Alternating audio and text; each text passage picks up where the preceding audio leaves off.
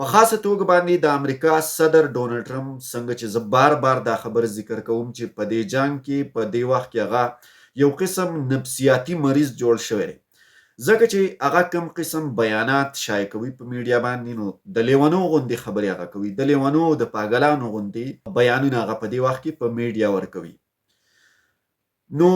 د امریکا ولسمشر ډونالډ ټرمپ او ورسره دغه د وار سټریټیجي یا د جنگ د معاملاتو دپاره چې دغه په کابینه کې کوم خاص وزیر دی پیټي هیګسیټ، هغې دواړو دا فیصله او دا پریکړه وکړه چې د امریکا چې په دې وخت کې د پوځ کوم جرنیلان دي هغه هم د خپلو عهدو نه برطرف کړو.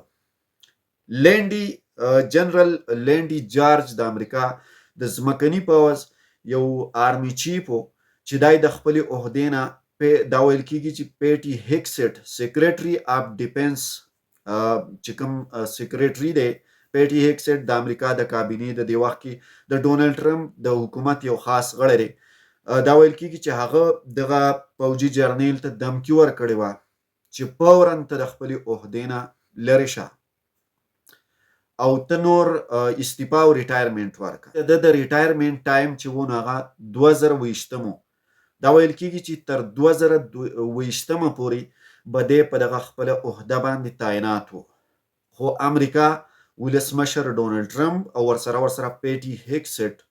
هغه د خپل ټایم نه مخکې د خپلې عهدې نه لرې کو، فارغ وکړو. ورسره دا هم ویل کیږي چې د امریکا ټرانسفورمیشن ان ټریننګز کمانډ چې دا د امریکا په پوځ کې یو بله خاص اداره ده، د دې تعلق د AI سره، د های لیول ټیکنالوژي سره او د جدید قسم اپریشنل سیستم څومره څیزونه چې د دې سره د تعلق دی، دا ډیر خطرناک اپریشن کوي. دا یو ډیره خاص اداره ده. د دې آرمي چیف دای هم د مخ نه لرې کړی دی او د خپلې عهدې نه فارغ کړی دی. ورسره دا هم ویل کیږي چې ځینې نور هم ټاپ لیول آفیسرز دي چې هغه د آرمي چې کوم خاص عهدې وي د هغې نه لرې شوي دي. نو یو طرف ته مونږ په دې نتیجه رسیږو چې کله یو ملک په جنګ کې کامیابۍ طرف ته روان وي نو هغه د خپل پوځ جرنیلان فارغوي نه، بلکې هغې له ډاډ ورکوي او هغې په شا باندې ټپوي چې یاره تا خو ډېر اعلی کردار او ډېره اعلی کاروایي دې وکړه. خو کله چې د یو ملک په یو جنګ کې هغه ملک پوځ هغه ملک چې کوم دی هغه د ناکامۍ سره مخ وي نو هغه بیا داسې پریکړې او هغه فیصلې چې کوم دی په داسې لیول کوي او په خاصه توګه د هغې ملک حکومت، د هغې کابینه، د هغې ولسمشر او د هغې د جنګي معاملاتو چې کوم خاص وزیران وي هغه داسې فیصلې کوي، ځکه چې د غصې د وجې هغه دماغ او ذهن بیا کار نه کوي. نو زه دا ګڼلی شم او دا ویلی شم چې په دې وخت کې د امریکا د کابینه کې خاص کر د ډونالډ ټرمپ د کابینې چې کوم خاص غړي دي، کوم خاص وزیران دي، هغه په دې ټایم کې ډېر زیات انتهایی غوسه دي او یو اګریسیو سټایل هغې اختیار کړی دی او هغه د خپل پوځ خاص جرنیلان، خاص عهدهداران، خاص لیول آفیسرز چې کوم دي د خپل وخت نه مخکې